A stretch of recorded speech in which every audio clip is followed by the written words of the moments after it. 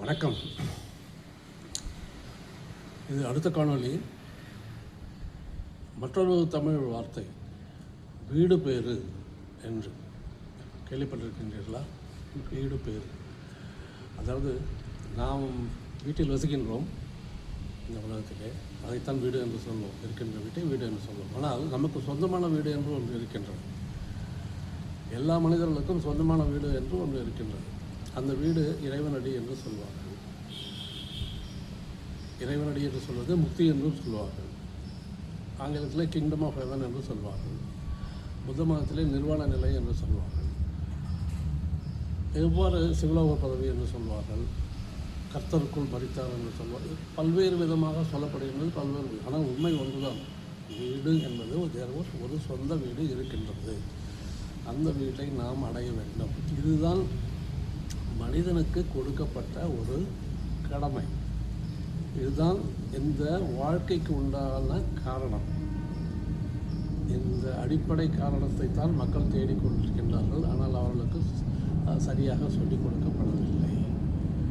நாம் எங்கிருந்து வந்தோமோ அங்கே சென்று சேர வேண்டும் என்பதுதான் அடிப்படையான காரணம். இது எழுதப்படாத விதி. இதுதான் இறைவனுடைய நேதி என்று ஞானிகள் சொல்லியிருக்கிறார்கள். வீடு பேறு அடைவது, வீடு அடைவது, அது பேறு பெற வேண்டும்.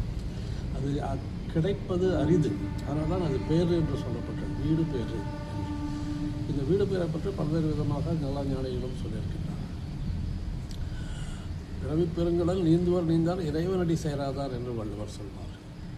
பிறவி பெருங்கடல், பல்வேறு பிறவிகளை பிறந்து பிறந்து பிறந்து இறந்து மறந்து கொண்டே இருக்கின்றோம் அல்லவா? அதுதான் பெருங்கடல்.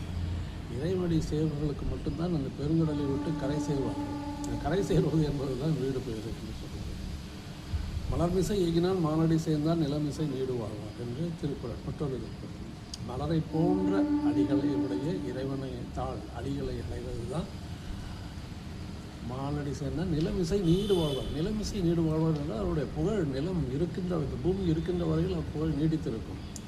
இந்த உடம்போடு இருக்க மாட்டார்கள், உடம்பை விட்டு விடுவார்கள். ஆனால் அவருடைய பெயர் புகழ் எல்லாமே பறந்து தனக்கோமை இல்லாதான் தான் சேர்ந்தார்களெல்லாம் மனக்கவலை மாற்றது. தனக்கோமையே இல்லாத இறைவனுடைய அடியை சேர்வதற்கு தான் மனக்கவலை. இந்த மனக்கவலை முக்கியமான வார்த்தை. மனக்கவலை என்பது எல்லா மனிதர்களுக்கும் இருக்கக்கூடிய ஒரே கவலை. அந்த கவலை என்ன? மரணம். அந்த மரணத்தை எவ்வாறு நீக்குவதென்றால் இறைவனுடைய அடியை சேர வேண்டும். அப்பொழுது எப்பொழுது சேர வேண்டும் என்றால் நாம் வாழும்போதே சேர வேண்டும். வாழும்போதே நாம் இறைவனடி சேர வேண்டும். இதை தான் மறுபிறப்பு என்று சொல்வார்கள். இதை மற்றொரு காணொளியிலே காணலாம். நன்றி, வணக்கம்.